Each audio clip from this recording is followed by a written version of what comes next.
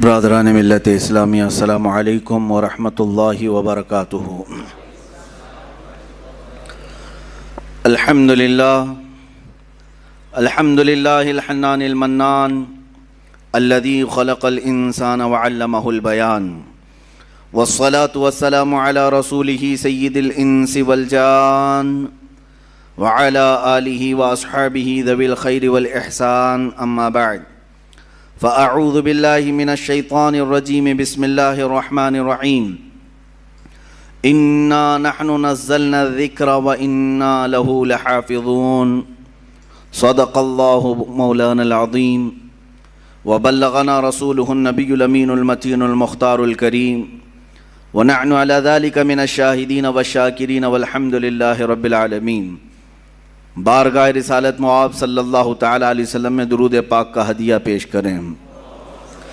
اللہم صلی علی سیدنا و مولانا محمد معدن الجود والکرم وآلہ واصحابہ الکرام وابنہ الکریم وبارک وسلم صلاة دائمة سرمدا ابدا۔ یہ بے خبر نجومی تمہیں کیا بتائیں گے، یہ بے خبر نجومی تمہیں کیا بتائیں گے، کل کیا ہونے والا ہے وہ قرآن میں پڑھو۔ بحمدی تعالی اسلام کو اللہ تبارک و تعالی نے صرف انت وشواس پر نہیں چھوڑا، اس رب ذوالجلال نے اس دین کی پختہ جڑیں حضور پاک صلی اللہ علیہ وسلم کی ذات اور قرآن کے ساتھ جوڑ کر رکھا ہے۔ میرے دین کی حقانیت کی سب سے بڑی دلیل قرآن پاک جو آج تک زندہ معجزہ ہے، میرے آقا صلی اللہ تعالی علیہ وسلم کا۔ عزیزان گرامی وقار، قرآن پاک سے قرآن کی سچائیاں ہم نے آپ کے سامنے برسوں سے رکھی ہیں اور سب سنتے بھی رہتے ہیں۔ اس قرآن پاک کو اللہ تعالیٰ نے سارے انسانوں کی ہدایت بنا کر بھیجا، ہدی للناس۔ قرآن میں خود فرماتا ہے انسانوں کے لیے ہدایت ہے۔ ایک آیت میں ہدی للمؤمنین ہے، مومنوں کے لیے ہدایت ہے۔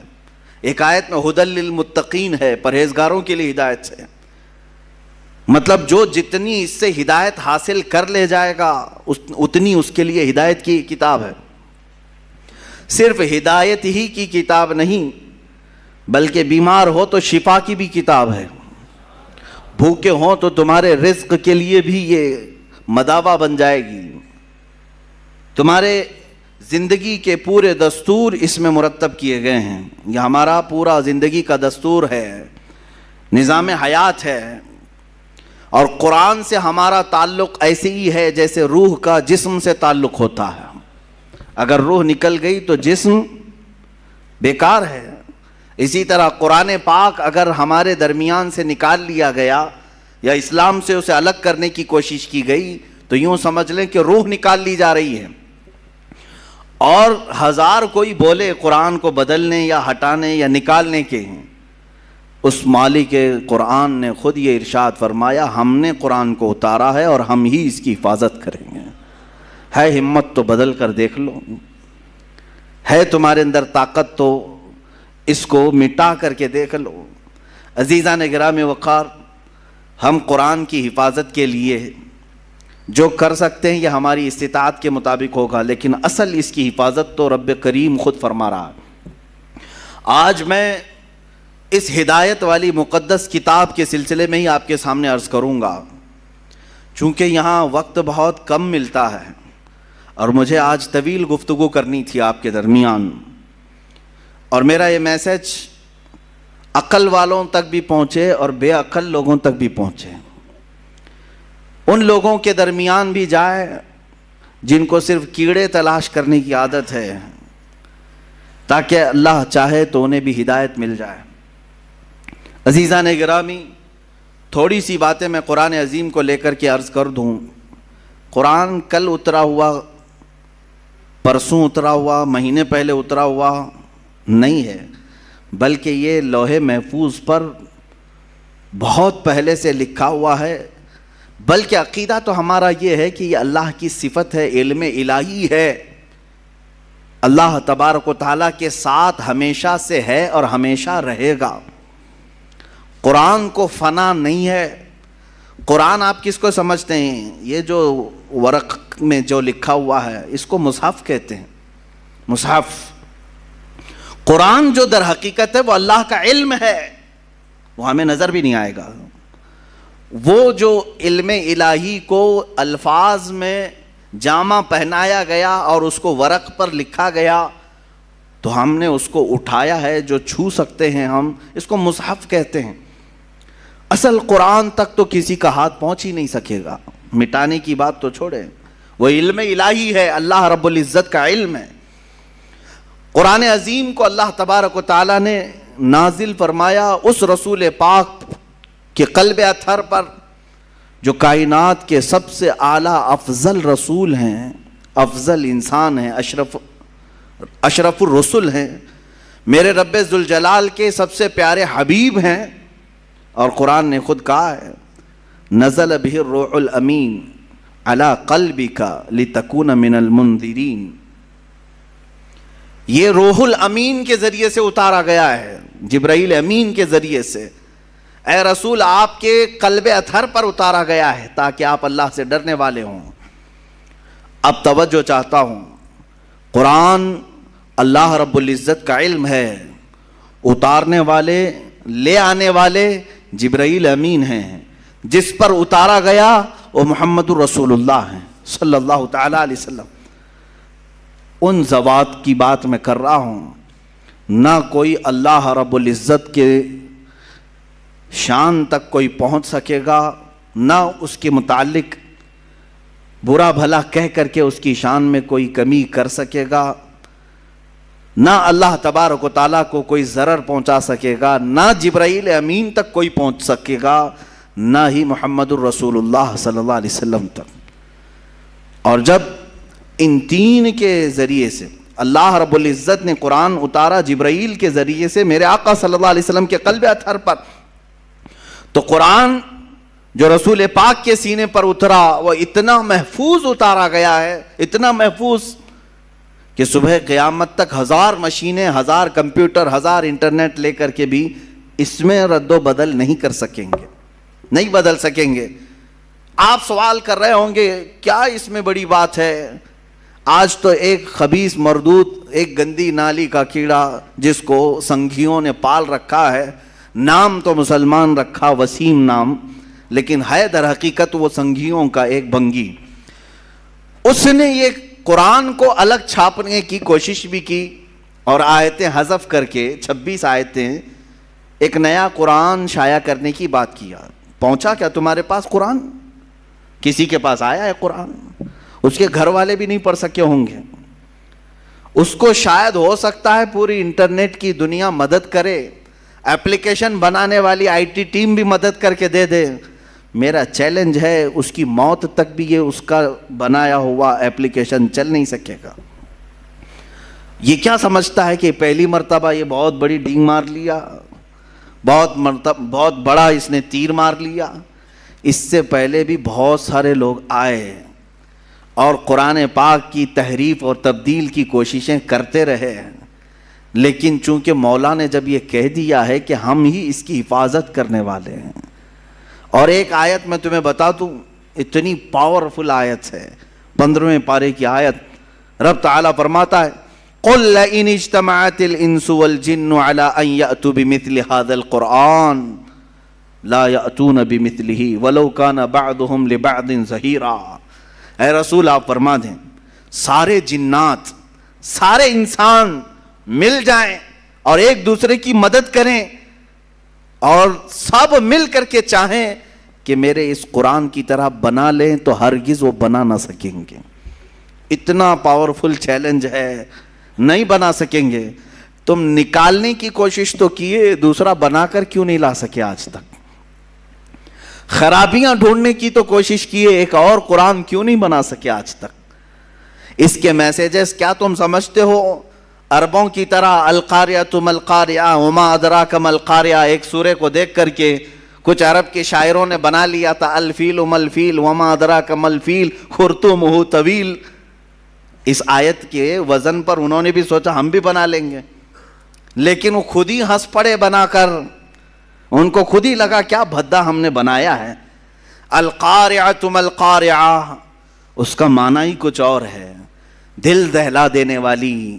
وہ قیامت کے متعلق ہے، کیا دل دہلانے والی، تم کیا جانو کہ کیا ہوتی ہے دل دہلانے والی۔ وہ قیامت کے منظر کو اللہ بیان فرما رہا ہے سورہ قاریہ میں، اور اس کے بدلے میں کچھ عرب کے جاہل شعراء بہت پیسے لے کر بنا کر لائے تھے کہ ہم بھی اسی ٹائپ کا کچھ بناتے ہیں۔ اور بنایا کیا، الفیل ملفیل وما ادراک ملفیل، ہاتھی تم کیا جانو ہاتھی، خرطومہ طویل، اس کی سونڈ لمبی ہوتی ہے، اس کی پونچھ چھوٹی ہوتی ہے۔ اور اس کے بعد پھر ہنسنے لگے، یہ کون سی سورہ ہے، یہ کون سی سورہ بنی۔ وہ خود اپنی بنائی ہوئی چیز پر ہنس پڑے اور پھر پھاڑ کے پھینک دیا۔ میرے عزیزو، عرب والے جو عربی کے بڑے بڑے بلیغ اور فصیح تھے، ان کے درمیان میرے آقا صلی اللہ علیہ وسلم نے صرف 3 آیتیں لکھ کر کے چیلنج کیا تھا۔ خانہ کعبہ پر پہلے شاعروں کے شعر لٹکائے جاتے تھے، کیونکہ عرب میں اس وقت لٹریچر کا دورہ تھا۔ جو سب سے اچھا شعر لکھتا وہ خانہ کعبہ کے دروازے پر لٹکایا جاتا، اور جب کوئی دوسرا اس کا جواب لکھتا تو یہ پہلا والا نکال دیا جاتا، پھر نیا والا لگایا جاتا تھا، مقابلہ ہوتا تھا۔ یہ مقابلہ کئی سال تک چلا، کئی دنوں تک چلا، جب قرآن پاک کی 3 آیتیں میرے آقا صلی اللہ علیہ وسلم نے لے جا کر کے لگایا، انا اعطیناک الکوثر فصل لربک وانحر ان شانئک هو الابتر۔ 3 ہی چھوٹی آیتیں ہیں، چھوٹی آیتیں، اور قرآن پاک کی سب سے چھوٹی سورہ بھی ہے۔ اتنا ہی لے جا کر کے میرے آقا صلی اللہ علیہ وسلم نے خانہ کعبہ کے پاس لٹکا دیا۔ اب عربوں کو تکلیف ہوئی کہ اس کا جواب تو ہونا چاہیے، شاعروں کو بلاؤ، پیسے دے کر کے بلایا گیا، آؤ اس کا جواب دو۔ بہت سارے آئے، دیکھے، کیونکہ اس کا جواب لکھنا معمولی نہیں تھا۔ یہ ہے تو چھوٹی سورہ، لیکن معنی کے اعتبار سے ہر آیت میں ایک سمندر موجود ہے۔ اس کے مفاہیم، اس کے ترجمے کرنے بیٹھ جائیں، ہر لفظ کا ایک بہت ہی بلیغ معنی ہے، فصیح معنی ہے۔ تو ایک بہت بڑا شاعر آیا، اس نے کہا میں جواب لکھ دیتا ہوں۔ اس نے اس کے نیچے اپنی جانب سے لکھ دیا ما ھذا کلام البشر، اسی کے وزن پر لکھا اس نے، انا اعطیناک الکوثر فصل لربک وانحر ان شانئک ھو الابتر، اتنا لکھا تھا۔ نیچے اس نے جا کر کے لگا دیا ما ھذا کلام البشر۔ وہ کہتا ہے میں اس کا جواب یہ لکھتا ہوں، یہ بشر کا کلام ہو ہی نہیں سکتا، یہ کسی انسان کا کلام ہو ہی نہیں سکتا۔ اس کے بعد پھر یہ خانہ کعبہ پر یہ لٹکانے کا سلسلہ بھی بندی ہو گیا۔ آخری مرتبہ قرآن کی وہی سورہ لگائی گئی، اور آج تک پھر دوبارہ کوئی چیلنج کے لیے لا نہیں سکا۔ عزیزان گرامی، میں تم سے یہ کہنا چاہتا ہوں کہ تمہارے ہاتھوں میں جو قرآن مقدس ہے اس کو معمولی نہ سمجھو۔ یہ اللہ رب العزت کی سب سے اخیر میں آنے والی کتاب، سب سے عظیم اسباق لی ہوئی کتاب، جس کے اندر اللہ نے زمانے ماضی کے قصص بھی بیان کیے، احکام شرعیہ بھی بیان کیے، آنے والے حالات بھی بیان کیے، تمہاری زندگیوں کی کامیابیوں کے راز بھی بیان کیے، لوگوں کے تباہ ہونے کے اسباب بھی بیان کیے، لوگوں کے معاشی حالات کیسے صحیح ہوں اس کے طریقے بھی بیان کیے، تمہارے اخلاق کیسے درست ہوں یہ تمام نکات بھی بیان کیے۔ یہ قرآن پاک ذخیرہ ہے علوم کا۔ میں نے اس سے قبل شاید 1 سال پہلے قرآن مقدس کے متعلق تقریباً بہت ساری چیزیں گھیر کر کئی علوم کو بیان کیا تھا کہ سائنس کی کتنی فیکلٹیز اس کے اندر سے نکلتی ہیں۔ ایمبریالوجی کو قرآن پاک سے بتایا گیا ہے، بچہ پیدا ہونے کے جو یعنی مراحل ہوتے ہیں، 9 مہینے، آج جا کر ڈاکٹروں نے جو بتایا ہے، پہلے نطفہ ہوتا ہے، پھر علقہ ہوتا ہے، پھر مضغہ ہوتا ہے، یہ کس طرح سے بنتا ہے، پروسیس کیا ہے، قرآن پاک نے ایمبریالوجی کا پورے تھیسس اس میں بیان کر دیے تفصیل کے ساتھ۔ علم نباتات، علم جمادات، علم فلکیات، علم ارضیات، علم نجوم، تمام چیزوں کو قرآن نے گھیرا ہے۔ ہر علم کا کوئی نہ کوئی حصہ اس میں تمہیں ملے گا۔ اور رہی بات میتھمیٹکس کی، اللہ اکبر، پورے قرآن کی آیتیں میتھ سے ایسی جوڑی گئی ہیں الگ الگ انداز سے، جس نے قرآن کو دیکھا ہے اس نے ویسی تشریح بھی کی ہے۔ جانتے ہیں آپ، یہ 1400 سالوں سے قرآن دنیا کی سب سے زیادہ پڑھی جانے والی کتاب ہے۔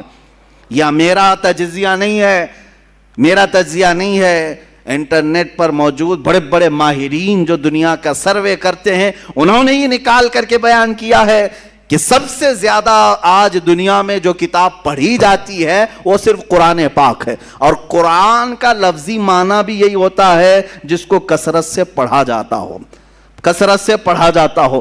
یہاں آپ مجھے بتاؤ جتنے بھی مسلمان ہیں، ہو سکتا ہے ان میں سے کسی نے قرآن ختم نہ کیا ہو، حالات ایسے آ گئے ہوں، لیکن کچھ بھی ہو بغیر قرآن کے میں سمجھتا ہوں کوئی مسلمان ہی نہیں رہتا۔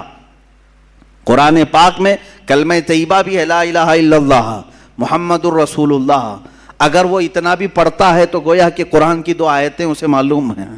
اگر وہ نماز پڑھتا ہے سورہ فاتحہ آتی ہے اس کا مطلب ہے وہ قرآن پڑھتا ہے، قل هو اللہ احد اس کو آتی ہے اس کا مطلب ہے وہ قرآن پڑھتا ہے، انا اعطیناک الکوثر اسے آتی ہے اس کا مطلب ہے وہ قرآن پڑھتا ہے۔ اتنا قرآن پڑھنے والے تم کروڑوں مسلمانوں کو دیکھو گی، کروڑوں مسلمان ہیں، ان کے علاوہ کچھ وہ مسلمان ہیں الحمدللہ جن کو اللہ تعالیٰ نے یہ توفیق بخشی ہے، کوئی 3 دن میں ایک ختم قرآن کرتا ہے، کوئی ہفتے میں ختم قرآن کرتا ہے، کوئی مہینے میں ختم قرآن کرتا ہے، کوئی سال میں ختم قرآن کرتا ہے، کئی تو ایسے ہیں جو دن میں ختم قرآن کرتے ہیں۔ اور اللہ تعالیٰ نے ایسے چند اشخاص کو بھی پیدا کیا۔ صرف امام اعظم ابو حنیفہ رضی اللہ تعالیٰ عنہ رمضان المبارک میں 61 ختم قرآن کیا کرتے تھے، دن میں 1 رات میں 1 اور پورے رمضان کی تراویح میں 1، اس طرح سے تقریباً 61 قرآن آپ کے ختم ہوتے تھے۔ یہاں تک کہ روایات میں بتایا گیا ہے جہاں امام اعظم ابو حنیفہ آرام فرما رہے ہیں، جہاں آپ کی قبر ہے آج بغداد میں، اس جگہ پر آپ نے 4000 ختم قرآن کیے ہیں۔ قرآن کو سب سے زیادہ پڑھا جاتا ہے دنیا میں، سب سے زیادہ پڑھا جاتا ہے۔ میں آپ کو ابھی ماضی قریب کا ایک واقعہ بتا دوں، قرآن پاک میں محو ہونے والے، مشغول ہونے والے ایسے بزرگ ہیں۔ بہرحال میں کٹ کرتا ہوں اس واقعے کو، پھر کبھی مجھے کچھ زیادہ طویل گفتگو کرنی ہے کیونکہ دلائل کی روشنی میں۔ میں آج عرض یہ کرتا ہوں کہ اللہ تعالیٰ نے اس کو یاد کرنے کے لیے بھی آسان بنایا، صرف پڑھنے کے لیے نہیں، یاد کرنے کے لیے بھی آسان بنایا۔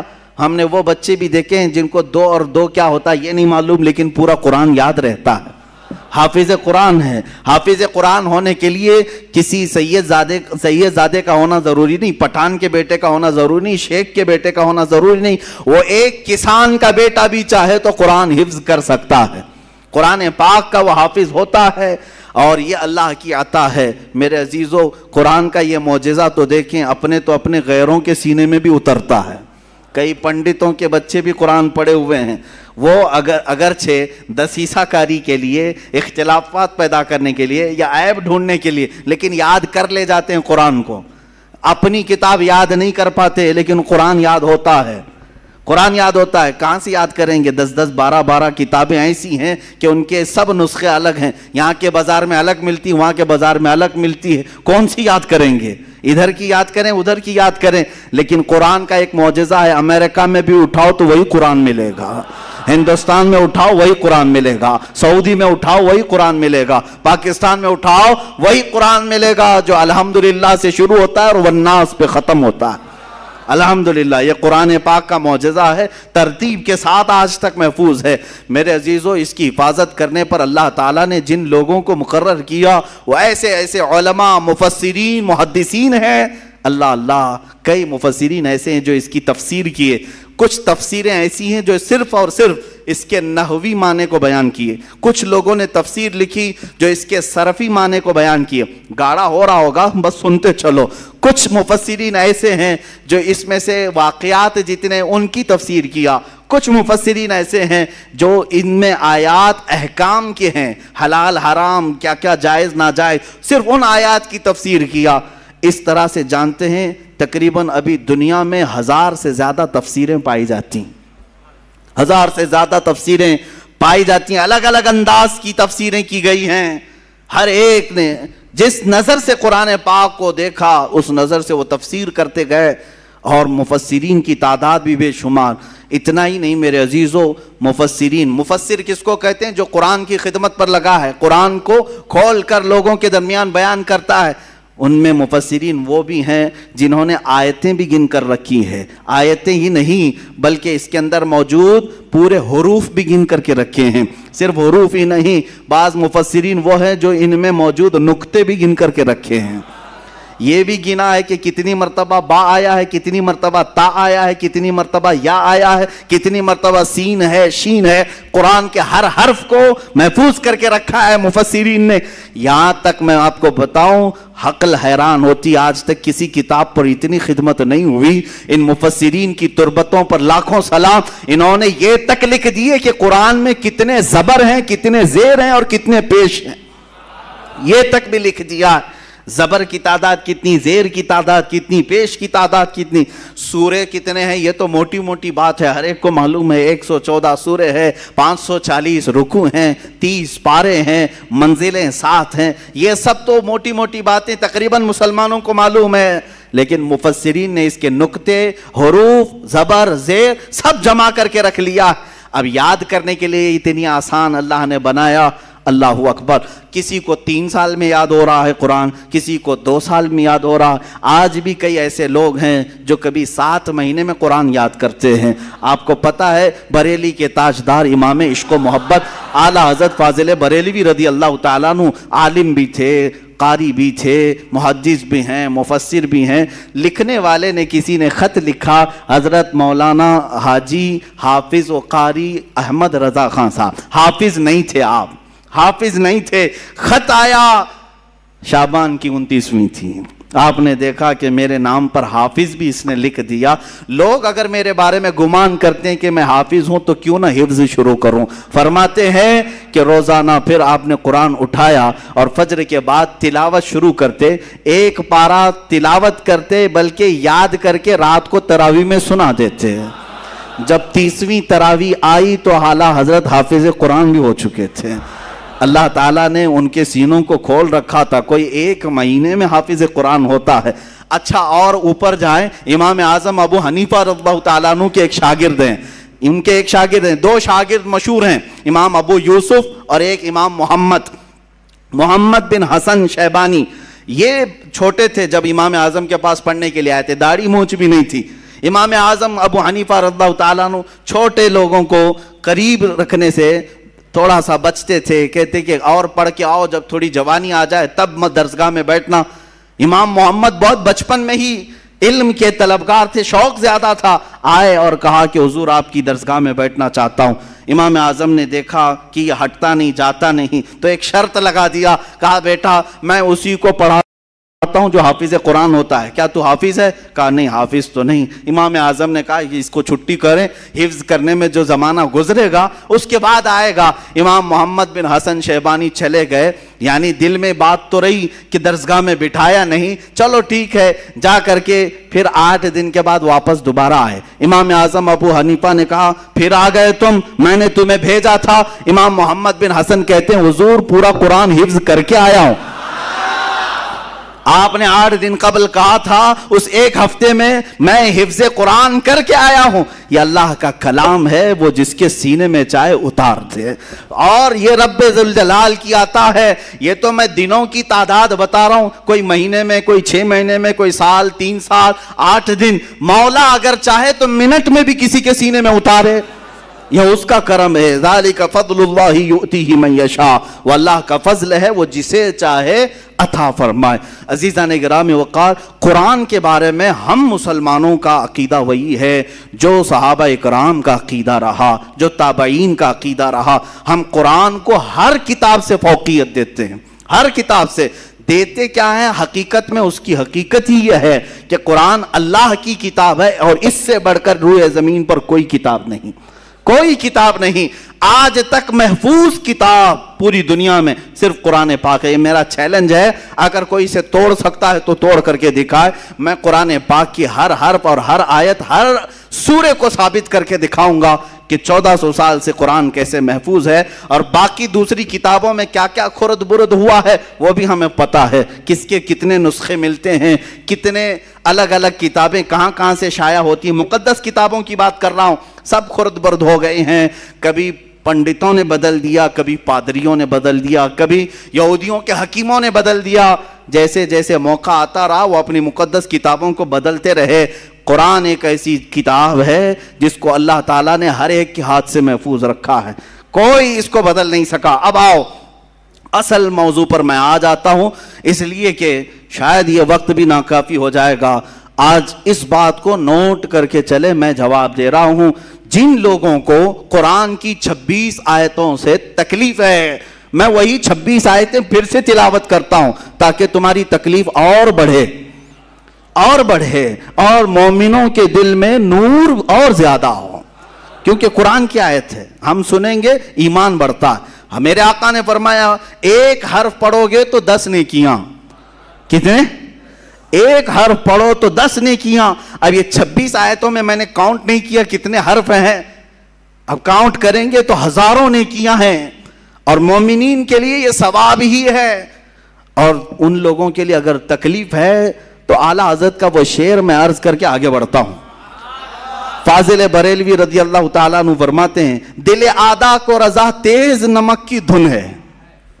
मैं समझाता हूं, आला हजरत के अशार भी अच्छे अच्छों को नहीं आ पाते, पल्ले नहीं पढ़ पाते हैं, लेकिन मैं भी कोई बहुत बड़ा आलिम नहीं हूं। बुजुर्गों से, असातिज़ा से जो सुना अशार या तशरीह वो आपके सामने मुंतकिल करता हूं। आला हजरत फरमाते हैं, दिल आदा को रजा तेज नमक की धुन है, कुछ और जरा छिड़कता रहे खामा तेरा। मतलब ये है, दिल आदा दुश्मनों के दिल को तेज नमक की धुन है। तेज नमक पाया जाता है, तेज नमक क्या होता है? ये नमक जुबान पर रखोगे तो 2 घंटे जलती रहेगी जुबान, एक तेज नमक होता है। वो तेज नमक जल्दी कोई चखता नहीं, लेकिन आला हजरत फरमाते हैं कुछ दुश्मन ऐसे हैं हमारे, उनको तेज नमक खाने की आदत है, उनको तीखा तीखा खाने की आदत है, तो फिर तुम उन्हें मीठा मीठा क्यों खिलाओगे? कुछ और जरा छिड़कता रहे खामा तेरा। आला हजरत अपने बारे में फरमाए, खामा कहते हैं कलम को, अहमद रजा तुम्हारा कलम और थोड़ा सा नमक छिड़कता रहे ताकि उनको तेज खाने की जो आदत है वो मिलती रहे। आज अगर 26 आयतें किसी को कचो के लगाती हैं, पेट में मरोड़ पैदा करती हैं, तकलीफ देती हैं, तो हम आला हज़रत के उसी शेर की बरकत से और तिलावत करेंगे और तिलावत करेंगे। मैं अपनी तकरीर के आखिर में ये अर्ज़ ज़रूर कहूँगा कि ये 26 आयतें मैंने इसको पूरा एक बैंड बनाया है, एक किताब इंशाअल्लाह अज़ीज़ शाया भी होगी और हर घर में तकसीम भी होगी। तुम भी पढ़ो, उन तक भी पहुंचाओ, ताकि ये आयतें बार बार देखें और फिर वो महसूस करें जिन्हें हम हज़फ करने की कोशिश कर रहे थे, वो आज इन छोटे मुसलमानों ने घर घर तक पहुंचा दिया है। आयतें पढ़ता हूं, शुरू में थोड़ी सी आपको लगेगा कि तर्जुमा सुनने के बाद कि क्या वाकई ऐसी आयतें हैं जिसको कहते हैं आतंकवाद को बढ़ावा देती हैं, दहशतगर्दी को बढ़ाती हैं ये आयतें, टेररिज्म को बढ़ाती हैं ये आयतें। इनको ये लगता है कि कुरान की ये आयतें टेररिज्म को बढ़ाती हैं। अल्लाहु अकबर, ये एक बकवास है, एक प्रोपेगेंडा है, ये सबको मालूम है, लेकिन उन्हें सियासत जो करनी है इसलिए हमें जवाब भी देना पड़ रहा है। बाकी कुरान की इस दिफा की जरूरत भी नहीं है, कुरान अपनी हक्कानियत से सुबह क़यामत तक बाकी रहेगा, बाकी रहने वाला है, कुछ भी कर लेंगे। मैं आपको ये बताऊं, टेररिज्म बढ़ता है, दहशतगर्दी बढ़ती है, आतंकवाद बढ़ता है। उसके लिए एक वाकया मुझे याद आता है, ये इराक और शाम की जंगों के बीच में हमारे एक साथी ने बताया था कि एक ईसाई पादरी था, वो अपनी 2 बेटियों के साथ सफ़र पर जा रहा था, जिनको आतंकवाद कहते हैं ना, आतंकवादी। वो रास्ते में गन वगैरह लेकर खड़े थे, बज़ाहिर शक्ल तो मुसलमानों की थी, मुसलमान लग रहे थे, रास्ते में रोक लिया और वो गैर मुस्लिम को मार रहे थे या जो भी कर रहे थे। ये टेररिस्ट होते कौन है, दहशतगर्द होते कौन, आतंकवाद होते कौन है? तवज्जो चाहता हूँ। इस ईसाई पादरी को उन्होंने रोक लिया, चेकिंग शुरू की, चेक किया उसकी गाड़ी को, उसके बाद पूछा बताओ तुम मुसलमान हो या मसीह हो, क्या हो? उसने कहा मैं मुसलमान हूँ। उस ईसाई पादरी ने क्या कहा, मैं मुसलमान हूँ। तो सामने जो खड़े थे गन वगैरह लेकर के, कहा कि अच्छा चलो ठीक है, अगर मुसलमान हो तो कुरान पढ़ के बताओ। तो ये पादरी, उसके पास बाइबल थी, بائبل رکھی ہوئی تھی، وہ اٹھایا اور اس میں سے پڑھنے لگا. کچھ جگہ سے پڑھا اور سامنے والوں نے کہا اچھا ٹھیک ہے جاؤ تم مسلمان ہو آگے جاؤ، چھوڑ دیا. اس کی بیٹیاں اس سے پوچھنے لگیں بابا یہ کیا کیا تم نے؟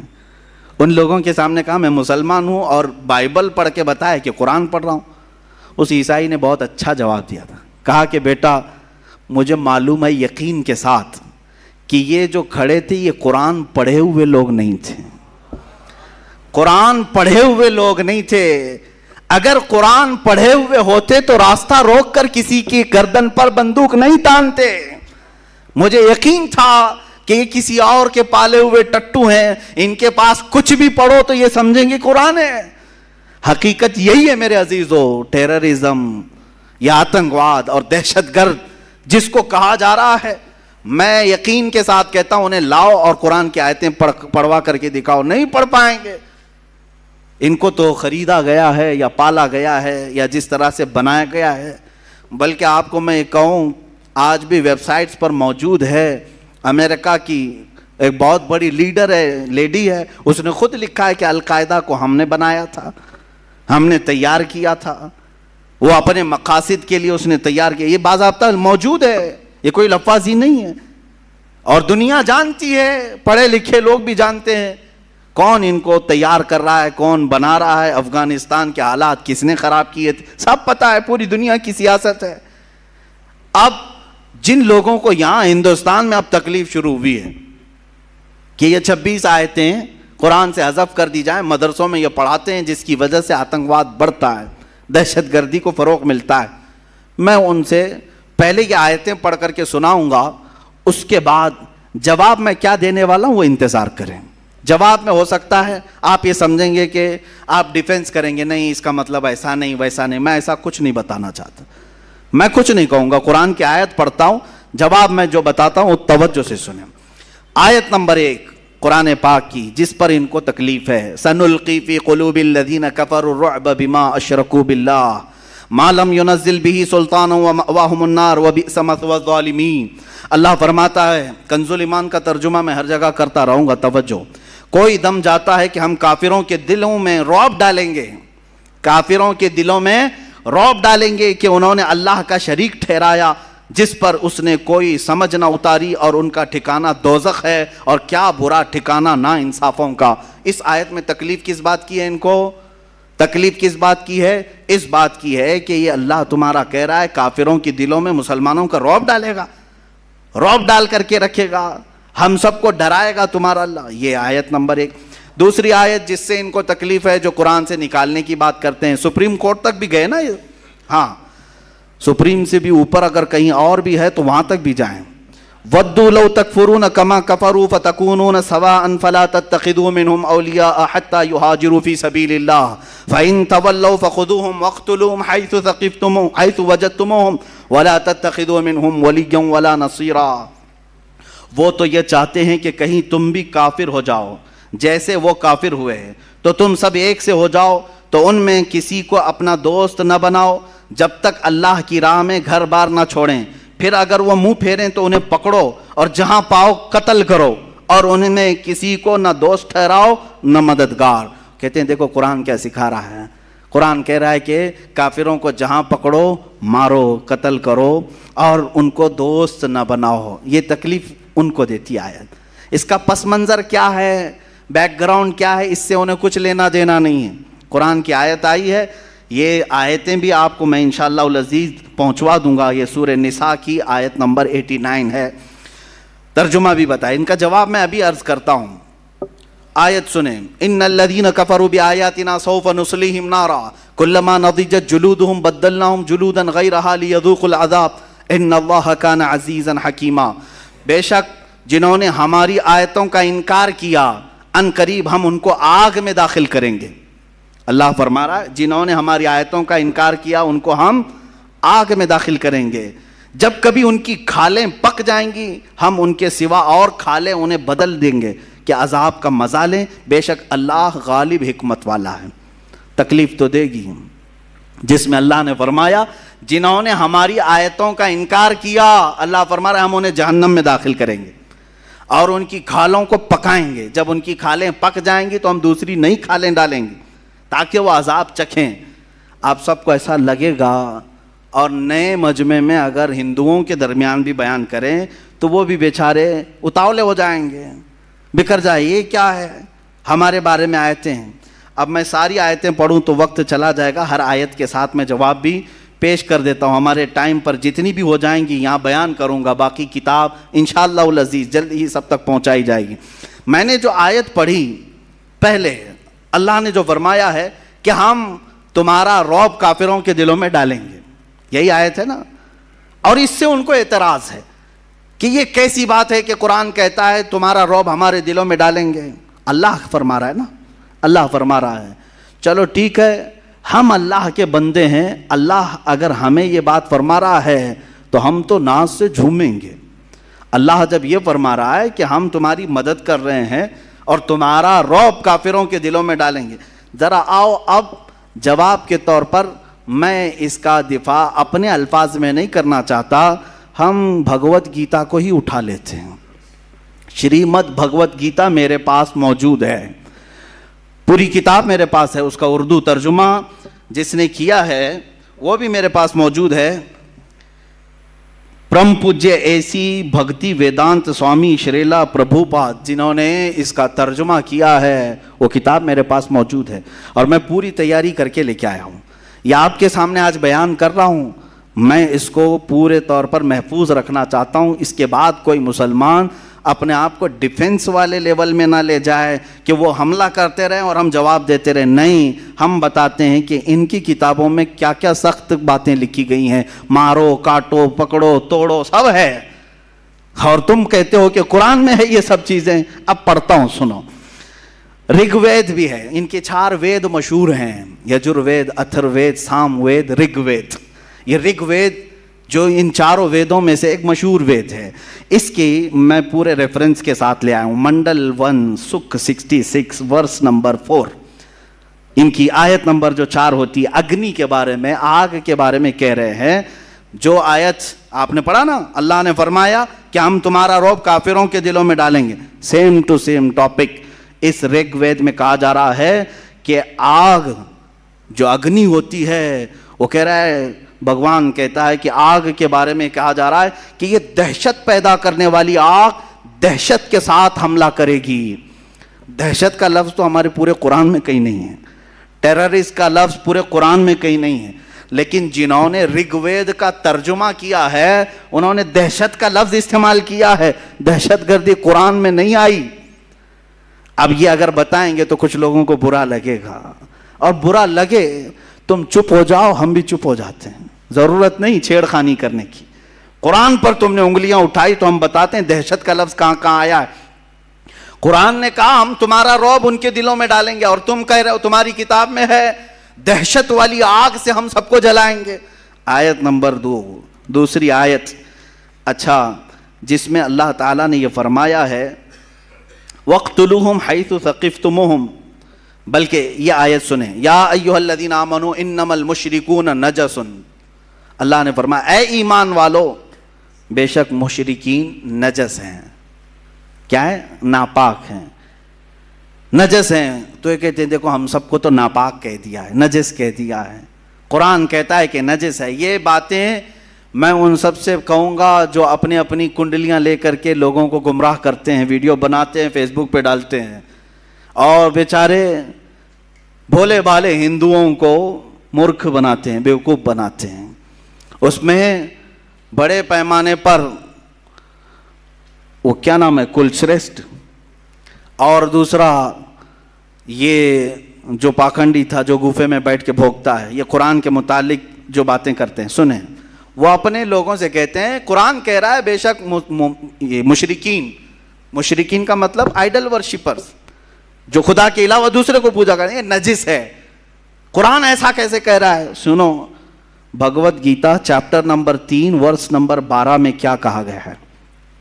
اس میں کہا جا رہا ہے بھگوت گیتا میں, شریمد بھگوت گیتا کہتے ہیں, یہ بھگوت گیتا کے اکثر جو شلوک ہیں وہ کرشنا نے ارجن کو جو بتائے, یہ ہندو اگر سنیں گے تو اس کو سمجھیں گے, وہ ایکسیپٹ کریں گے. بے غرض خدمت کرنے سے دیوتا تم کو تمہارے مانگے بغیر تمہاری پسند کے سامان دیں گے. بغیر کسی غرض کے تم خدمت کرو گے تو تمہارے دیوتا بغیر مانگے تمہیں بہت سارے انعامات دیں گے. اور اگر کوئی دیوتاؤں کی دی ہوئی نعمتوں کو دیوتاؤں کو نہیں دے گا, یعنی چڑھائے گا نہیں, چڑھاوے گا نہیں, اور خود مزہ لے گا, تو بھگوت گیتا میں کیا کہہ رہا ہے, وہ دنیا کے بڑے چور ہیں, وہ یقیناً چور ہوں گے. ارے ہم مشرکین کو نجس قرآن نے کہا اور تم چور کہہ رہے ہو پورے لوگوں کو. پوری دنیا کے لوگ سب چور ہیں. آپ چڑھاتے ہیں, سب چور ہیں. جو نہیں چڑھاتا, عیسائی نہیں چڑھاتے بھگوانوں کو, چور ہو گئے. یہودی نہیں چڑھاتے, وہ چور ہیں. بہت سارے لوگ چور ہیں. اس شلوک کے, اس ورس کے اعتبار سے یہ کوٹ کر کے بتاتے ہیں کہ قرآن خالی مشرکین کو نجس کہہ رہا ہے, نجس کہہ رہا ہے, اور تم جو پوری دنیا کو چور کہہ رہے ہو یہ کون بتائے گا؟ قرآن پاک جس کانٹیسٹ میں کہہ رہا ہے, جو وہاں کے حالات تھے کس اعتبار سے, وہ کسی اور وقت میں کہوں گا. دیکھیں حقیقت یہ ہے کہ قرآن کی یہ آیتیں جو سورہ توبہ کی اکثر آیتیں ہیں جس پر ان کو اعتراض ہے, سورہ توبہ مدینے میں نازل ہوئی, مدنی سورہ ہے, اور اس میں جہاد کا حکم آیا اور مارنے کا جو حکم آیا وہ کن کے لیے تھا؟ ارے تمہارے لیے تھوڑی نہ تھا, وہ ان لوگوں کے لیے تھا جو صحابہ کا جینا تنگ کر کے رکھے ہوئے تھے. تم نے یہ کبھی نہیں بیان کیا 13 سال میرے آقا نے مکہ میں کتنی تکلیفیں اٹھائی؟ بلال حبشی کو, خبیب ابن عدی کو, خباب بن الارت کو, یاسر کو, جو قتل مار دھاڑ کیا ہے ان لوگوں نے مکہ کے مشرکین نے, وہ کبھی نہیں بتایا؟ وہ حقیقت میں آتنکواد تھے. یہاں تک کہ رسول پاک صلی اللہ علیہ وسلم کا 3 سال تک سوشل بائیکاٹ کیا, کھانا پانی بند کیا مکہ میں. اتنا ہی نہیں بلکہ وطن بھی چھوڑ دیا میرے آقا نے, اپنا پیدائشی وطن چھوڑ دیا, اپنے ساتھیوں کو لے کر مدینے میں آباد ہوئے. اب مجھے بتاؤ, جو اپنا سب کچھ چھوڑ کر کے گیا ہو, مدینے میں جا کر کے وہ راحت کی سکون کی سانس لے رہا ہو, وہاں پر بھی یہ کیڑے اگر پہنچیں تو کیا اللہ تعالیٰ حکم نہیں فرمائے گا کہ اب ان کو پکڑو؟ صاف سی بات ہے, سمجھنے والی بات ہے. 13 سال تک کبھی بھی مارنے کا اور جہاد کا حکم نہیں آیا مکہ میں. جب میرے آقا مدینے پہنچے, وہاں پر بھی یہ مشرکین مکہ پہنچ کر کے وہاں کھجوروں کے درخت جلا رہے ہیں, کبھی صحابہ کو پکڑ کے مار رہے ہیں. جنگ بدر کہاں ہوئی؟ مدینے کے قریب ہوئی. احد کہاں ہوئی؟ مدینے کے قریب ہوئی. خندق کہاں ہوئی؟ مدینے کے قریب ہوئی. پتہ یہ چلا کہ یہ سب لڑنے کے لیے وہاں جاتے تھے, حضور کبھی آئے نہیں تھے. بات سمجھ میں آ رہی ہے؟ سب وہاں اب بیلگام اور ہبلی میں اگر مقابلہ ہوا, ہبلی سے 5 کلومیٹر دور اگر کوئی جنگ ہوئی تو کیا کہیں گے؟ بیلگام والے آئے تھے کہ ہبلی والے گئے تھے؟ بیلگام والے یہاں تک آئے تھے. بھائی 100 کلومیٹر کا فاصلہ ہے. اسی طرح مکہ کے آس پاس جنگیں ہونا یہ اس بات کی علامت ہے کہ دوسرے آتنکواد, دہشت گرد جتنے تھے وہ مدینے پہ حملہ کرنے کی کوشش کرتے. تو میرے آقا صلی اللہ علیہ وسلم پر حکم ہوا کہ اب ان کو چھوڑا نہ جائے, پکڑا جائے. اب آیتیں سنیں. یہ تو میں نے بتا دیا کہ وجہ کیا تھی یہ آیتوں کی, آیتیں کیوں آئی اور کن کو پکڑنے کے لیے آئی تھی, کن مشرکین کو مارنے کے لیے آئی تھی. لیکن انہوں نے اپنے اوپر فٹ کر لیا کہ دیکھو مسلمانوں کے قرآن میں ہے کہ ارے مشرکین کو جہاں پاؤ پکڑو, مارو, قتل کرو, کاٹو. ارے یہی کر رہے ہوتے تو 700 سال میں یہاں صاف ہو چکے ہوتے. نہیں کیا نا, 700 سال تک تھے. یہ آیت کیونکہ ہر حاکم کو بھی معلوم ہے اور ہر عالم کو بھی معلوم ہے کہ یہ آیت مشرکین مکہ کے بارے میں نازل ہوئی تھی. مشرکین مکہ کے بارے میں جنہوں نے بہت ستایا, پریشان کیا, گھر بار لوٹا ہے. ارے یہاں آیتیں دوسری بھی ہیں قرآن میں. اللہ نے یہ فرمایا جو تمہیں گھروں سے نہیں نکالے, جو تمہارے ساتھ دشمنی نہیں کیے, ان کے ساتھ تم اگر دوست بن کر رہتے ہو تو کوئی حرج نہیں ہے, کوئی حرج نہیں ہے. آج ہم یہاں اسی طرح رہ بھی رہے ہیں لیکن کچھ لوگ زبردستی زہر ڈال رہے ہیں یہ بتانے کے لیے کہ دیکھو اب ان کی کتاب میں ہے, ان کے مدرسوں میں یہی پڑھایا جاتا ہے کہ یہ جہاں پاؤ پکڑو, مارو, قتل کرو. اگر مدرسوں میں پڑھنے والے 1 لاکھ سے زیادہ عالم ہیں یہاں ہندوستان میں, کیا یہ ہر جگہ پکڑ کے مار رہے ہیں, قتل کر رہے ہیں لوگوں کو؟ نہیں. الحمدللہ دہشت گرد اور آتنکواد سے ہمیں نفرت ہے. ہم جو لڑیں گے تو وہ سینہ بہ سینہ مقابلہ کریں گے انشاءاللہ العزیز. وقت آئے گا آمنے سامنے مقابلہ کیا جائے گا. آیت سنو. آیت کے بعد پھر ان کے کتاب میں بھی جو موجود ہے اللہ تعالیٰ نے فرمایا یا ایھا الذین آمنوا قاتلوا الذین یلونکم من الکفار ولیجدوا فیکم غلظہ، اس آیت کو لے کر کے جو تکلیف ہے. اور جب تم زمین میں نہیں، آیت کا ترجمہ میں بتاؤں گا تو آپ کو سمجھ میں آ جائے گا. وَاقْتُلُوهُمْ حَيْثُ ثَقِفْتُمُوهُمْ وَأَخْرِجُوهُمْ مِنْ حَيْثُ أَخْرَجُوكُمْ وَالْفِتْنَةُ أَشَدُّ مِنَ الْقَتْلِ. یا آگے تک آیت ہے، ترجمہ سنو. اور کافروں کو جہاں پاؤ مارو اور انہیں نکال دو جہاں سے انہوں نے تمہیں نکالا تھا، اور ان کا فساد تو قتل سے بھی سخت ہے. اور مسجد حرام کے پاس ان سے نہ لڑو جب تک وہ تم سے وہاں نہ لڑیں، اور اگر تم سے لڑیں تو انہیں قتل کرو، کافروں کی یہی سزا ہے. یہ آیت درد دیتی ہے، تکلیف دیتی ہے. دیکھو، جہاں پاؤ مارو، قتل کرو، قرآن یہی کہہ رہا ہے. قرآن یہی کہہ رہا ہے. تو اب ہم بتاتے ہیں قرآن یہ کہہ رہا ہے تو پھر گیتا کیا کہہ رہی ہے؟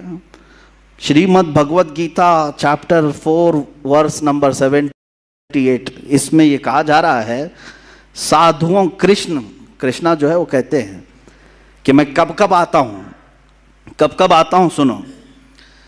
کہتے ہیں سادھوؤں کی حفاظت کرنے کے لیے اور گنہگاروں کو نیست و نابود کرنے کے لیے اور دھرم کو قائم رکھنے کے لیے میں الگ الگ انداز میں اوتار لیتا ہوں. کون کہہ رہا ہے؟ کرشنا کہہ رہے ہیں. میں نیست و نابود کرنے کے لیے آتا ہوں. کس کو؟ جو گنہگار ہیں ان کو نیست و نابود کریں گے کرشنا جی، اور سادھوؤں کی حفاظت کریں گے، اور جو دھرم کو نہیں مانتا اس کو ختم کرنے کے لیے الگ الگ اوتار میں آئیں گے. یہاں نہیں مل رہا ہے تم کو کہ بھائی وہ سیدھے کرشنا جی اتر کے ختم کرنے آ رہے ہیں. تم کیا جواب دو گے؟ وہی انشاءاللہ ہم بھی بعد میں جواب دیں گے. قرآن کہتا ہے، قرآن کی جو آیت ہے جس میں ان کو یہ تکلیف ہے، ہاں، یا ایھا الذین آمنوا، بڑے مزے کی بات، یا ایھا الذین آمنوا لا تتخذوا الیہود والنصارى اولیاء. اللہ فرماتا ہے اے ایمان والو، یہودیوں کو، عیسائیوں کو دوست نہ بناؤ. یہ دوست کا ترجمہ کرتے ہیں، اولیاء کا مطلب حقیقت میں دیکھا جائے تو صرف دوستی مراد نہیں، بلکہ ان کو سارے اختیارات مت دو.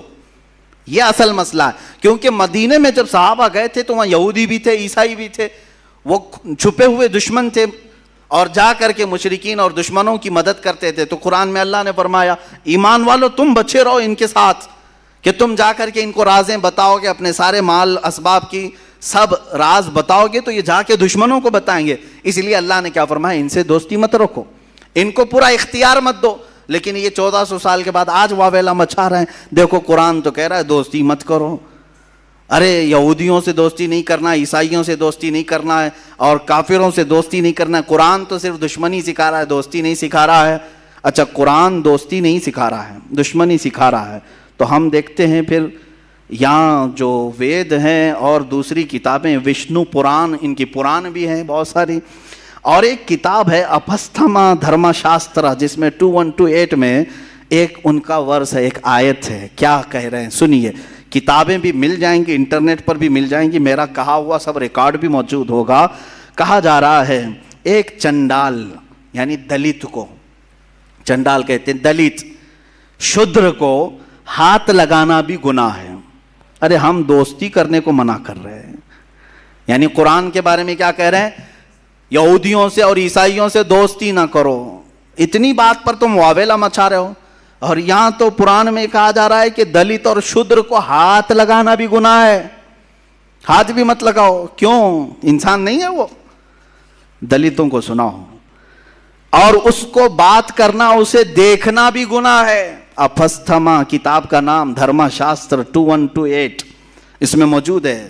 ہاتھ لگانا بھی گناہ ہے، اسے دیکھنا بھی گناہ ہے. اور ایک ورس ہے ان کے اندر، اسانا سمہیتا، اس میں چیپٹر نمبر 2 ورس نمبر 46، ایک ملچ اور چنڈال سے بات کرنے کے بعد.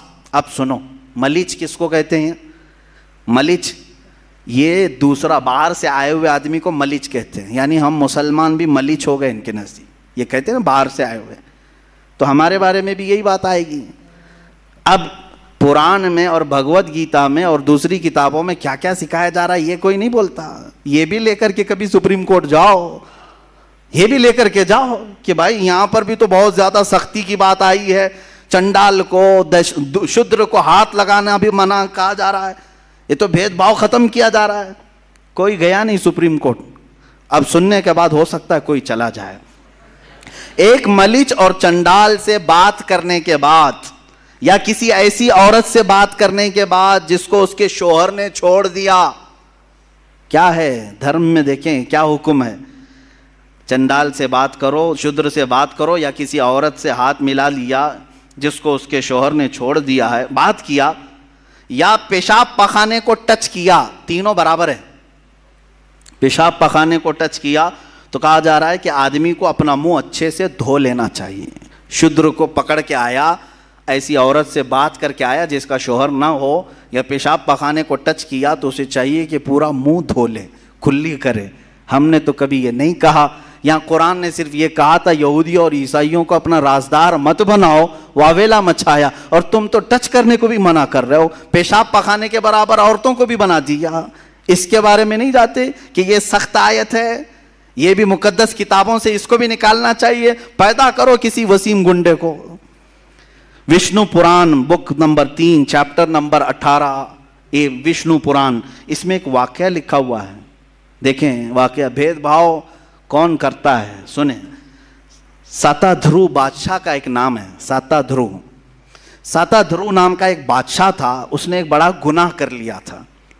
یہ کتاب میں وشنو پران میں یہ موجود ہے. کیا گناہ کر لیا تھا؟ توجہ، بادشاہ نے گناہ یہ کر لیا تھا کہ ایک کافر سے بات کیا تھا. کافر سے بات کر لیا. ان کے نزدیک کون کافر ہے؟ جو ان کے دھرم کو نہیں مانتا. جو دھرم کو نہیں مانتا وہ کافر ہے. انکار کرنے والے کو کافر کہا جاتا ہے. ہمارے ہاں بھی وہی کافر ہے جو اللہ کو نہ مانے. ان کے ہاں بھی کافر، ہم کافر ان کے نزدیک ہے. تو بہرحال ساتا دھرو بادشاہ نے ایک کافر سے بات کیا، اتنا بڑا گناہ کر لیا اس نے. کیا ہوا کتاب میں موجود ہے. حالانکہ وہ روزے سے تھا، وہ اپواس سے تھا، اس وقت اس نے بات کر لیا تو اس کو سزا کیا ملی؟ بادشاہ کو مرا تو دوسرے جنم میں کتا پیدا ہوا. دوسرے جنم میں وہ کتا بن کر کے پیدا ہوا. ارے کافر سے بات کرنے پر کتا بن کے پیدا ہو جاتے ہیں. یہاں تو قرآن نے صرف دوستی کرنے کی بات منع کی ہے. دوستی کرنے سے منع کیا، سپریم کورٹ پہنچ گئے، اور کتا پیدا ہونے کی بات کی تو سیشن کورٹ میں تو جانا چاہیے. ارے کیا کیا بات کر رہے ہو؟ کافر سے بات کرنا منع ہے؟ ہم نے کبھی کہا ہے؟ ہم نے کبھی نہیں کہا. ہماری ہندوؤں سے بھی بات ہے، کرسچن سے بھی بات ہے، یہودیوں سے بھی بات ہے، لیکن جس معنی میں جس مسئلے میں بات کرنا ہے ہم بات کرتے ہیں. ہم نے یہ نہیں روکا ہے. یہ کتابوں میں وہ سمجھتے ہیں کہ صرف قرآن پہ ہم حملے کرتے جائیں اور ہم کو بولنے والا کوئی نہیں رہے گا. ارے میں تو ایک ادنا خادم ہوں، ابھی اللہ کے شعر موجود ہیں، ایک نہ ایک اٹھے گا اور پھر تمہیں تمہارا آئینہ دکھاتا رہے گا انشاءاللہ العزیز. اب آگے دیکھیں، ایک آیت یہ بھی ہے، قاتل الذین لا یؤمنون باللہ ولا بالیوم الآخر. اللہ تعالیٰ فرماتا ہے قاتل الذین لا یؤمنون باللہ ولا بالیوم الآخر. اے مسلمانوں، ان لوگوں سے لڑو جو اللہ پر ایمان نہیں لاتے اور آخرت کو نہیں مانتے. تو یہ کہتے ہیں ہم اللہ کو بھی نہیں مانتے اور آخرت کو بھی نہیں مانتے، تو ہم سے لڑنے کی بات تو قرآن کہہ رہا ہے تمہارے درمیان. یہ بھی سورہ توبہ کی آیت ہے اور وہی مکہ کے مشرکین کے متعلق آئی ہے، لیکن یہ ابھی تک اپنے اوپر فٹ کر رہے ہیں، ابھی تک اپنے اوپر گڑ رہے ہیں. خیر اپنے اوپر فٹ کرتے ہو تو ٹھیک ہے، تمہاری مرضی. لیکن اس آیت کے متعلق میں پھر گیتا کو اٹھاتا ہوں، پھر Shrimad Bhagavad Gita chapter number 2 verse number 18، 22 اور 30، 3 اس میں ورس ہیں. یہ ہم نے کافی تک و دو کے بعد سب جمع کر لیا. الحمدللہ ہمارے پاس بھی وہ علماء آج بھی موجود ہیں جو ہر جگہ کے خزانے نکالتے ہیں، سب جگہ نظر رہتی ہے. میں بہت چھوٹا طالب علم ہوں، ہمارے ساتھ علماء کی ایک بڑی جماعت ہے الحمدللہ. گیتا میں کرشنا ارجن سے کہتا ہے، آیت ذہن میں ہے نا، اللہ نے فرمایا ان لوگوں سے لڑو جو اللہ کو نہیں مانتے اور آخرت پر ایمان نہیں رکھتے، ان سے لڑو، جنگ کرو. اب کرشنا ارجن سے کیا کہہ رہے ہیں سنو. کہتا ہے سارے جسم ختم ہونے والے ہیں مگر روح باقی رہنے والی ہے، اس لیے ارجن اس بات کو سمجھ کر جنگ کرو کہ جس طرح انسان پرانے کپڑے اتار کر نئے کپڑے پہن لیتا ہے، ویسے ہی روح پرانے جسم کو چھوڑ کر نئے جسم میں آ جاتی ہے. تو اے بھارت کے بیٹے ارجن، جسم میں رہنے والی روح کو ختم نہیں کیا جا سکتا، وہ اگلے جنم میں پھر پیدا ہو جائے گی. یعنی اگر تم کسی جسم کو مارتے ہو کاٹتے ہو تو خوف کرنے کی ضرورت نہیں. اور ایک دوسری اس میں یہ کہا گیا ہے کہ تم اس بات کا خوف نہیں کرنا اس لیے کہ جس جاندار کو تم مار رہے ہو اس کے بارے میں تو لکھا گیا ہے پہلے سے ہی مرنے والا تھا. خالی تم جسم کو مار رہے ہو, روح تو رہتی ہے. ان کے یہاں 7 جنم کا جو مسئلہ ہے تو کاٹو جتنوں کو چاہے, مارتے رہو. ارے یہاں مارا, ابھی یہ دوسری جگہ آ جائے گی پورن جنم لے کر کے, دوسرے میں پیدا ہو جائے گی. تو کرشنا ارجن سے کہہ رہے ہیں مارو ان کو, کوئی مسئلہ نہیں ہے. اور قرآن کے متعلق کہہ رہے ہو کہ اللہ نے فرمایا کہ قتل کرو ان لوگوں کو. گیتا میں بھی وہی چیز ملے گی آپ کو, سیم کانٹیسٹ, سیم چیزیں ہم نکال کر کے. یہ ابھی کچھ ہی چیزیں ہیں, تلاش کریں گے تو ہو سکتا ہے بہت ساری چیزیں ملیں گی. اب دیکھیں جو لوگ, یہ ایک آیت یہ بھی ہے, اس کو کہتے ہیں اے ایمان والو یا ایھا الذین آمنوا لا تتخذوا آباءکم واخوانکم اولیاء ان استحبوا الکفر علی الایمان. اے ایمان والو اپنے باپ اپنے بھائیوں کو دوست نہ رکھنا. تمہارے لیے بھی حکم ہے, ہمارے لیے بھی. اپنے باپ بھائیوں کو دوست نہیں رکھنا اگر وہ ایمان چھوڑ کر کافر ہو جائیں. الحمدللہ ہم آج بھی یہی کریں گے نا. ہاں ہمارا عقیدہ یہی ہے, نبی سے ہو جو بیگانہ اسے دل سے جدا کرتے, پدر مادر برادر جان و مال ان پر فدا کرتے. ہمارا عقیدہ یہ ہے, نبی سے جو ہو بیگانہ وہ ہمارا ہو نہیں سکتا. اور قرآن کہہ رہا ہے تمہارے باپ بھائی وغیرہ اگر ایمان کو چھوڑ کر کفر کو پسند کرتے ہیں تو دوست مت رکھو ان کو, ان کے ساتھ دوستی مت رکھو, ورنہ کیا ہوگا تمہارے ساتھ بھی چھیڑ چھاڑ کریں گے اور الگ معاملات ہوں گے. بہرحال اب گیتا میں بھی ایسا ہی کچھ ملتا ہے. Chapter number 1 verse number 26 Krishna Arjun کو جنگ پہ ابھارنے کے لیے کہہ رہے ہیں. کرشنا بھگوان ہے, ارجن جو وزیر ہے یا جو بھی ہے جنگ کرنے کے لیے, اور ارجن جنگ نہیں کرنا چاہ رہا ہے. تو کرشنا جی کیا کہہ رہے ہیں, ارجن کیوں جنگ نہیں کرنا چاہ رہا تھا؟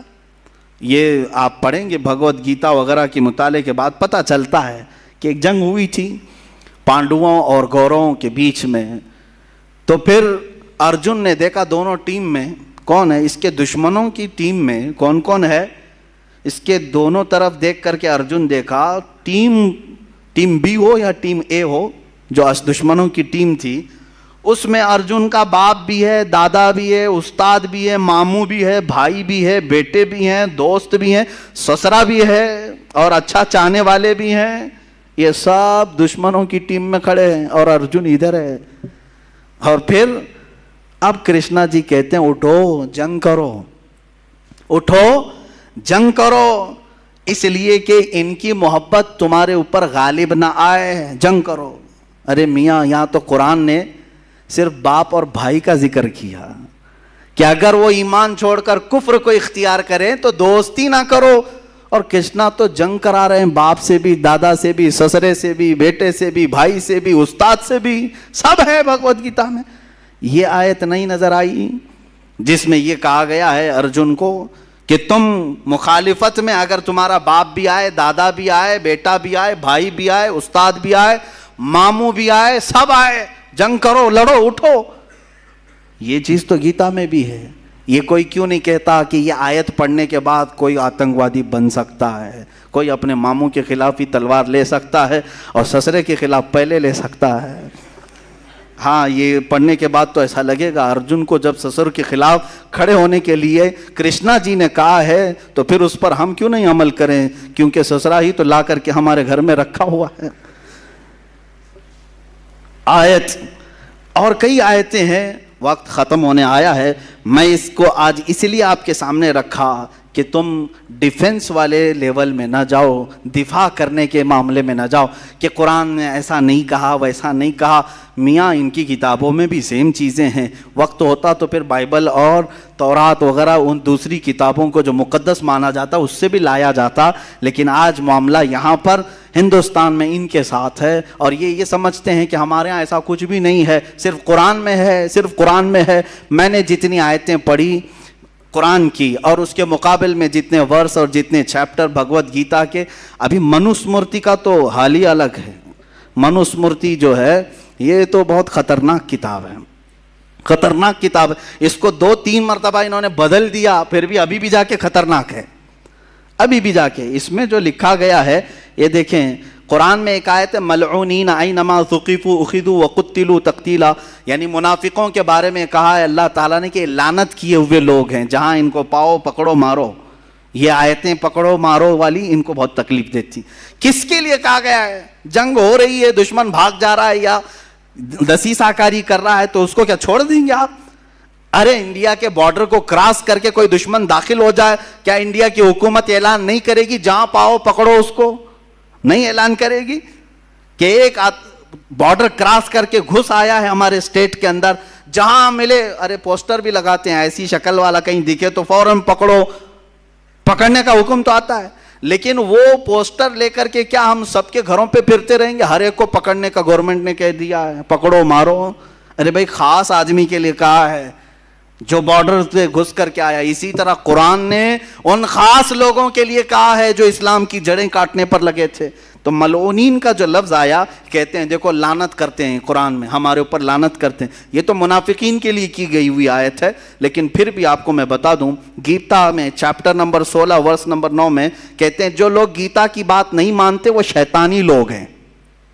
آیت ہے قرآن میں ملعونین کا لفظ آیا, لعنت کیے ہوئے ہیں, اور بھگوت گیتا میں کہا کہ جو گیتا کو نہیں مانتے وہ شیطانی لوگ ہیں.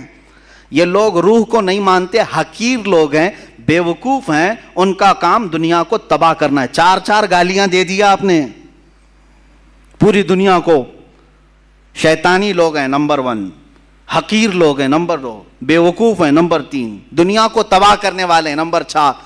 گیتا کو نہیں ماننے والے عیسائی بھی ہیں, وہ بھی بے وقوف ہیں, یہودی ہیں وہ بھی بے وقوف ہیں, اور جتنے چائنیز ہیں وہ بھی بے وقوف ہیں, بدھسٹ جتنے ہیں وہ بھی بے وقوف ہیں. کیونکہ گیتا میں کہا گیا جو گیتا کو نہیں مانتے وہ شیطانی ہیں, بے وقوف ہیں, اور دنیا کو تباہ کرنے والے ہیں. یہ سارے لوگ یہ کیوں نہیں بولتے کہ ہم کو گالیاں دے رہی ہے بھائی کتاب؟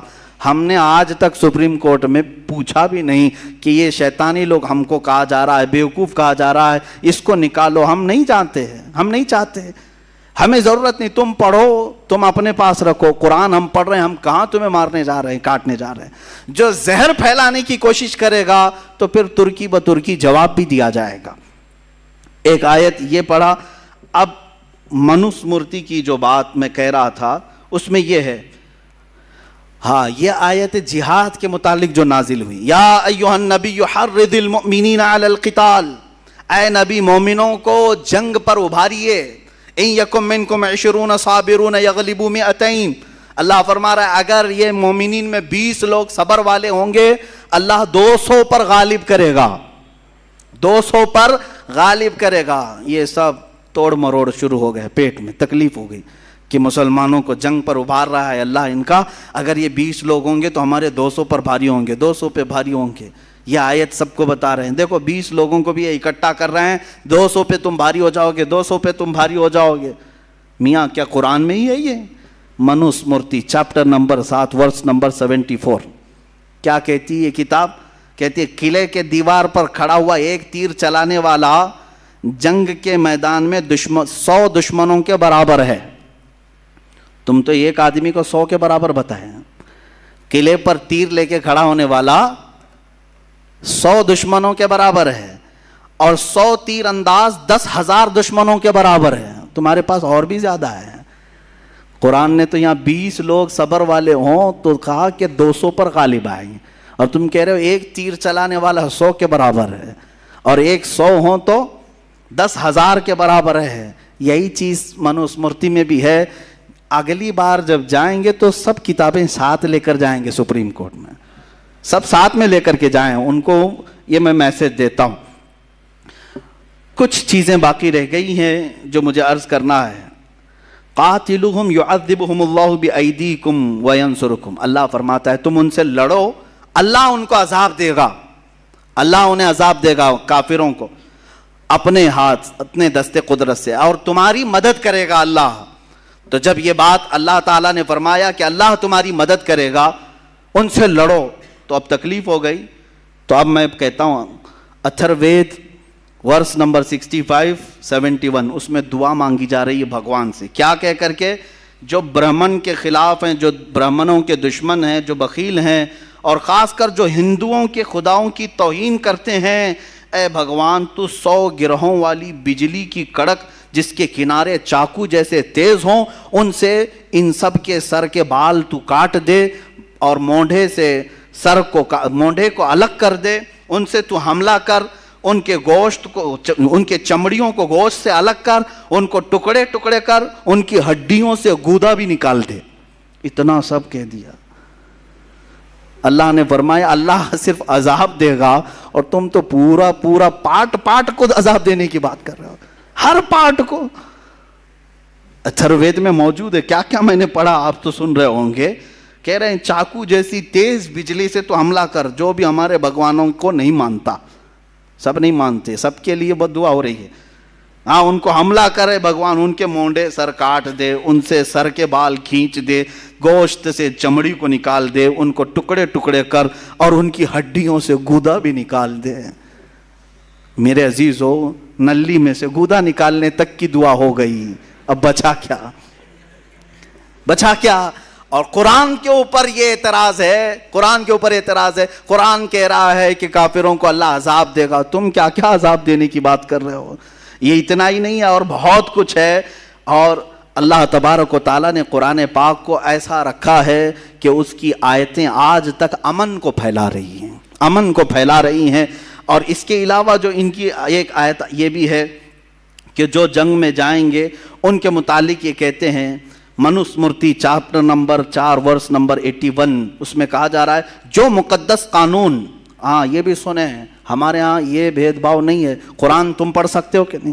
امام بھی پڑھ سکتا ہے، مقتدی بھی پڑھ سکتا ہے، غریب بھی پڑھ سکتا ہے، امیر بھی پڑھ سکتا ہے، لیکن وہاں ایسا نہیں ہے۔ منوسمرتی کا قانون تو سنو، قرآن نے صرف اتنا کہا فَلَنُذِيقَنَّ الَّذِينَ كَفَرُوا عَذَابًا شَدِيدًا، جنہوں نے ہمارا انکار کیا ہم انہیں سخت عذاب چکھائیں گے، سخت عذاب چکھائیں گے۔ تو یہ کہتے ہیں کافروں کو، جو خدا کو نہیں مانتا، یہ بار بار عذاب چکھانے کی بات کر رہے ہیں، اور تم کیا چکھا رہے ہو؟ سنو، منوسمرتی میں جو مقدس قانون کسی شودرا کو سمجھا دے گا، دلت آدمی کو کوئی مقدس کتاب پڑھا دیا اور یا اس کو کوئی قانون بتلا دیا، تو خود بھی نرک میں جائے گا، وہ شودرا بھی نرک میں جائے گا، خود بھی نرک میں جائے گا، وہ شودرا بھی نرک میں جائے گا، کوئی ہاتھ نہیں لگائے گا بھگوت گیتا کو۔ اگر آپ کسی وید پڑھنے والے سے اس کی اجازت کے بغیر وید لے لیں تو اس کا جرم ایسا ہی ہے جیسا کہ آپ نے اس سے وید چرا لیا ہے۔ لہٰذا جو وید دلت کسی پنڈت سے لے لے گا، کہہ رہے ہیں وہ نرک میں جائے گا، نرک میں جائے گا۔ یہ دلت سماج والوں کے متعلق ہے۔ میرے عزیزو، قرآن نے کہیں ایسا نہیں کہا کہ قرآن صرف سید زادے پڑھ سکتے ہیں یا پٹھان کے بچے پڑھ سکتے ہیں، شیخ کے بچے پڑھ سکتے ہیں۔ نہیں میرے عزیزو، قرآن پاک کو ہر کوئی پڑھ سکتا ہے، یہاں تک کہ وہ بچے ابھی جو سن بلوغت کو نہیں پہنچے، وہ پڑھتے کیا بلکہ حفظ بھی کر لیتے ہیں۔ یہ میں نے آپ کو صرف اس لیے بتایا ہے کہ کہیں تمہارے اندر یہ احساس کمتری نہ آئے۔ کیا قرآن میں ایسے لڑنے مرنے کاٹنے کی باتیں آئی ہیں جو یہ ہم پر حملہ کر رہے ہیں؟ کہیں کوئی فکر کرنے کی ضرورت نہیں۔ جس دن یہ اعتراض کریں گے، ایک آیت یہ بتائیں گے تو 10 میں کتابوں سے بتاؤں گا کہ کہاں کہاں تم کاٹنے کی بات کر رہے ہو، کہاں کہاں تم قتل کی بات کر رہے ہو۔ سب پرانی کتابوں میں موجود ہے، دشمنوں سے مقابلہ کرنا، جنگوں کے حالات موجود ہے، کون سی جنگ میں کتنے مارے گئے، کتنے قتل کیے گئے، سب موجود ہے۔ لیکن کیا بتائیں، آج اسلام دشمنی عروج پر ہے۔ سب کو صرف اسلام کو ٹارگٹ کرنا ہے، قرآن کو ٹارگٹ کرنا ہے، اس لیے یہ سارے معاملات اٹھائے جا رہے ہیں۔ اللہ تعالی ہم سب کو قرآن کا فہم عطا فرمائے، قرآن کی سمجھ عطا فرمائے، قرآن پر عمل عطا فرمائے۔ مولا قرآن کے مخالفین کو نیست و نابود فرمائے۔ جو اللہ اور اس کے رسول صلی اللہ تعالیٰ علیہ وسلم کی گستاخیاں کر رہے ہیں، مولا تو انہیں عذاب شدید کا گرفتار بنا دے۔ اے رب ذوالجلال، جتنے حاضرین ہیں بشمول من، مولا ہم سب کو جو غلطیاں کوتاہیاں ہوئی ہوں اپنے فضل و کرم سے معاف فرما دے۔ وصلی اللہ تعالیٰ علی خیر خلق محمد وآلہ واصحابہ اجمعین، وآخر دعوانا الحمد للہ رب العالمین۔